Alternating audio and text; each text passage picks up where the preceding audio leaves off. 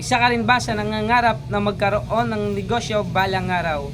Marahil isa ito sa mga dahilan mo. Sawang-sawa ka ng pagkasyahin ang maliit mong sahod sa pang-araw-araw na gastusin. Lalo na tumataas ang bilihin natin ngayon. Tumataas ang ating mga grocery, mataas din ang presyo ng bigas, at tumataas din ang mga presyo ng mga gulay at kung ano-ano pa. At kaya ka nandito ay gusto mong malaman kung ano ang mga kailangan mong malaman kung paano mag-umpisa ng negosyo. Ito ang dapat na 5 alam mo bago mag-umpisa ng negosyo. Kaya panoorin mo ang pang-4 sa ating listahan.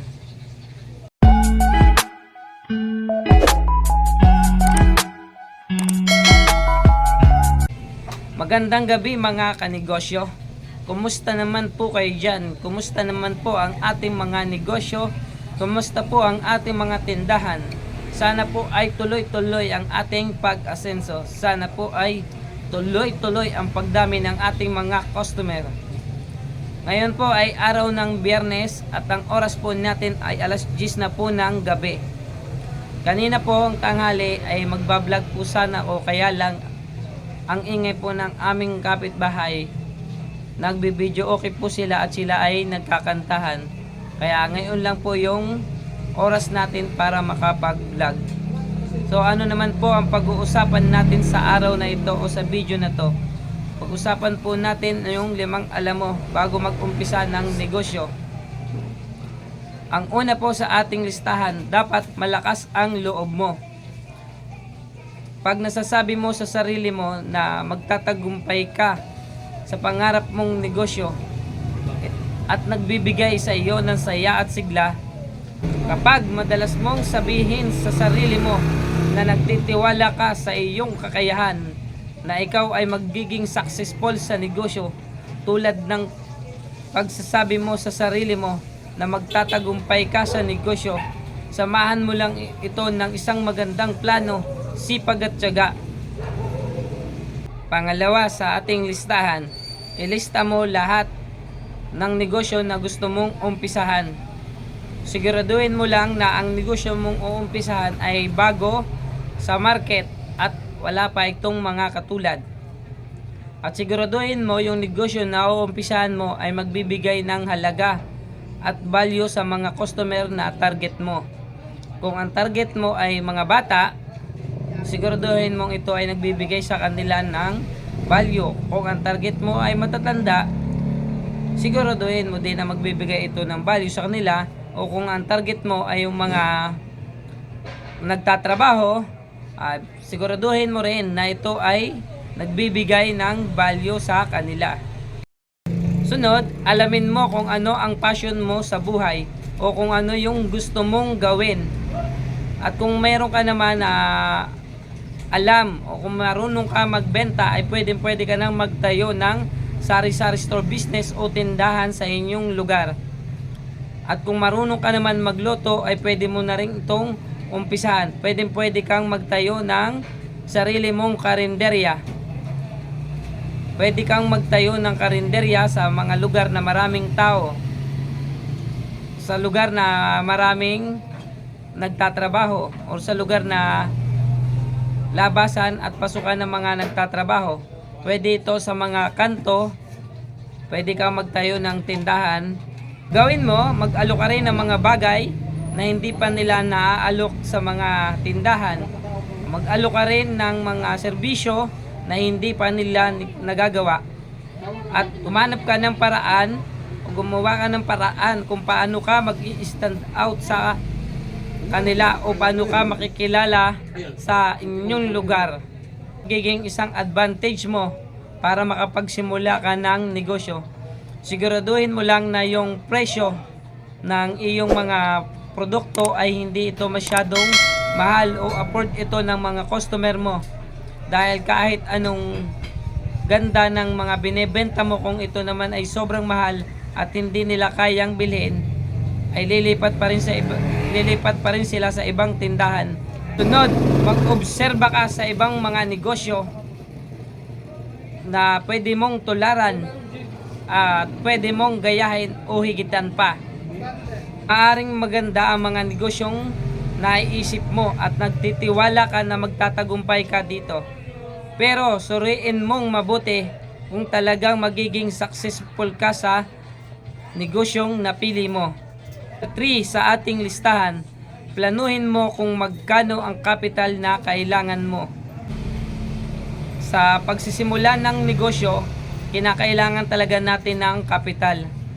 Kahit na maliit ang ating negosyo na bubuksan o sisimulan, o malaki man ang negosyo na sisimulan natin, na kinakailangan natin ng kapital o pera na pampuhunan sa ating sisimulan na negosyo o tindahan. Dahil bago ka kumita sa negosyo, ay aabot ito ng 6 na buwan o hanggang 1 taon o mas higit pa.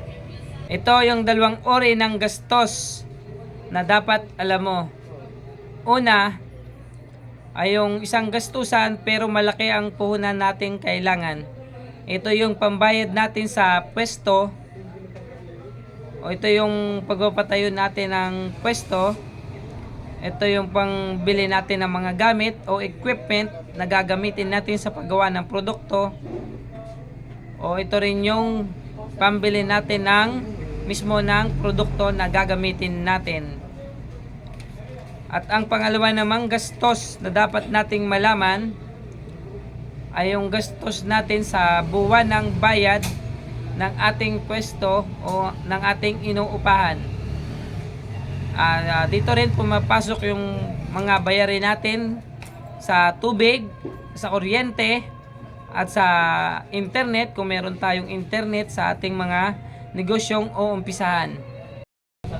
Kasama rin dito yung mga gastos natin sa pagkuha ng permit o sa pagkuha ng ating mga dokumento sa pagtayo ng negosyo.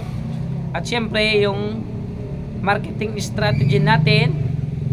Kasama rin dito yung pag-aasikaso ng ating mga tarpaulin, yung mga presyo natin o yung ating mga tools doon na gagamitin. Halaga rin na meron kang extra fund na gagastusin sa kasalukuyang gastos ng negosyo mo.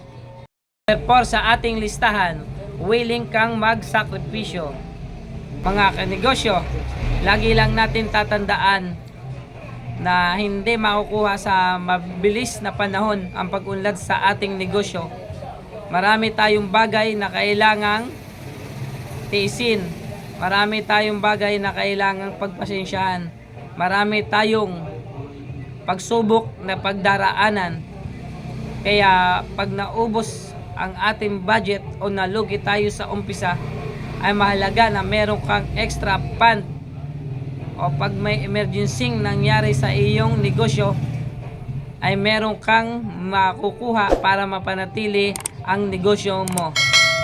May mga tao na kapag kumikita na ay hayahay na sila, madami na silang pera, mayaman na sila kasi meron na silang negosyo, kaya hindi na sila magtatrabaho, kukuha na lang sila ng mga tao na magtatrabaho sa kanila para marami silang free time. Pero ang katotohanan nito ay baligtad, na kapag ikaw ay nag-uumpisa pa lamang ay kinakailangan mong magtrabaho. Pero ang katotohanan ay hindi kaagad ikaw yayaman at kikita at kinakailangan mong magtrabaho sa negosyo at hindi talaga dadami ang free time mo. Hindi para sa taong tamad ang pagkakaroon ng negosyo. Kinakailangan mong mag-focus at kinakailangan meron kang paniniwala na magtatagumpay ka sa negosyo. Marami tayong masasakripisyo kapag tayo ay nagnegosyo na. Andyan yung mga bagay na magtatrabaho tayo buong maghapon, buong magdamag, minsan hindi pa tayo makakatulog kasi marami tayong mga ginagawa. Magtatrabaho tayo mag-isa kahit tayo walang kasama kasi kinakailangan natin itong gawin. Andyan din yung mga bagay na malulugi tayo. Marami tayong problema na pagdaraanan. Andyan yung mga bagay na hindi tayo makakapagpahinga kasi nga ay meron na tayong mga negosyo. Hindi rin tayo makakasama sa mga okasyon kapag mayroong mga birthday o kapag may mga event. Nandyan din yung mga oras na hindi tayo makakasama sa mga inuman o sa mga weekend, hindi tayo makaka-absent. Kasi nga po ay meron na tayong negosyo, ay kinakailangan nating magtrabaho dito. At meron na kasi tayong mga tao na nangangailangan.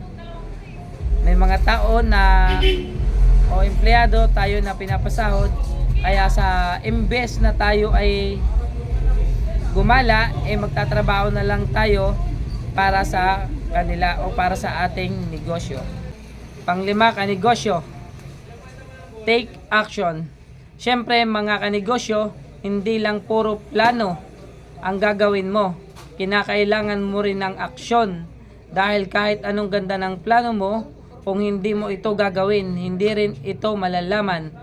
At kung magiging successful ka sa naiisip mong plano, kung puro ka lang isip, ay dapat gawin mo na ito. Ito ang 5 na dapat mong malaman bago ka magsimula ng negosyo. Una, dapat malakas ang loob mo. Pangalawa, ilista mo lahat ng negosyo na gusto mong umpisahan. Pangatlo, alamin mo kung magkano ang puhunan na kailangan mo sa uumpisahan mong negosyo. Pang-apat, willing kang mag-sacrifice. At ang pang-5, take action. And syempre mga kanegosyo, kung nagustuhan mo ang video ko at nakatulong sa iyo, please click subscribe and notification bell para lagi po tayong updated pag may bago akong video i-upload. And syempre, pakishare na rin po sa inyong mga kaibigan na gustong matuto at gusto ring umasinso sa mga negosyo nila.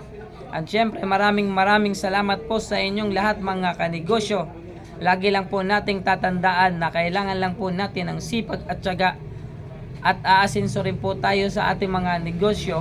At lagi lang po tayo magdarasal at lagi po nating isama ang Panginoon sa ating mga gagawin.